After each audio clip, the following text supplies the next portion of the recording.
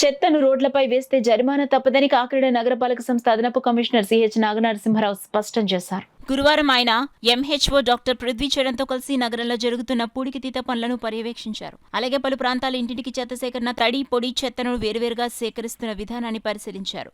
ఈ సందర్భంగా ఏడీసీ నాగనరసింహారావు మాట్లాడుతూ కార్పొరేషన్ ప్రత్యేక అధికారి కలెక్టర్ జె నివాస్, నగరపాలక సంస్థ కమిషనర్ జె వెంకట్రావు ఆదేశాల మేరకు ఇప్పటికే పూడికితీత పనులను వేగవంతం చేశామన్నారు. వర్షాలు పడేలోపుగా ఈ పనులను పూర్తి చేస్తామన్నారు.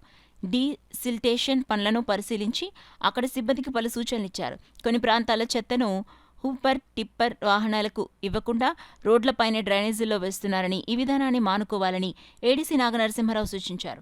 అటువంటి వ్యాపారుల, గృహ యజమానులకు గతంలో జరిమానాలు విధించామని, భవిష్యత్తులో కూడా ఇలాగే కొనసాగితే పెనాల్టీలు వేస్తామన్నారు.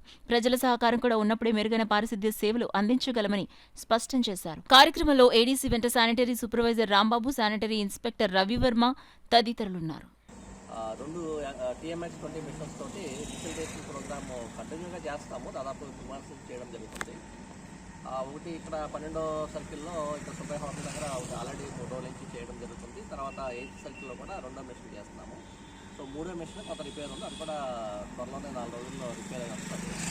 సో దాంతోపాటుగా డోర్ టు డోర్ కలెక్షన్ కూడా జరుగుతుంది. బాగా డ్రైనేజ్ కూడా బాగా జరుగుతుంది. ఇప్పుడు చూసాము వెట్ వేస్ట్, డ్రై వేస్ట్ కూడా అందరూ పబ్లిక్ కూడా బాగానే ఇస్తున్నారు. తర్వాత మన వాళ్ళు కూడా బాగానే కలెక్ట్ చేస్తున్నారు. అయితే కొన్ని హౌస్ హోల్డ్స్ కొన్ని చోట్ల ఇవ్వకపోవడము, తర్వాత శానిటైజేషన్ చేయకపోవడం ఉంది. అటువంటివి కూడా ఐడెంటిఫై చేయమని చెప్తున్నాము. శానిటైజేషన్ పద్ధతి, శానిటైజేషన్ సెక్రటరీకి అటువంటి వారికి ఫైన్ వేస్తాం. చెప్తాం, ఒకసారి చెప్తాం. ఇది దాదాపు మన 2022 నుంచి వేస్తున్నాం. 2021 22 నుంచి చేయడం జరుగుతుంది. Door door collection hopper temper ద్వారా దాదాపు 2 సంవత్సరాల నుంచి మనం చెప్తూ ఉన్నాం.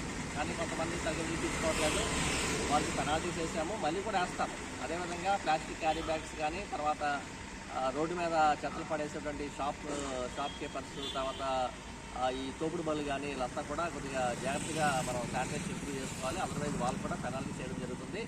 ప్రజలందరూ సహకరిస్తే మన శానిటైజేషన్ అంతా ఇంప్రూవ్ చేయడానికి అవకాశం.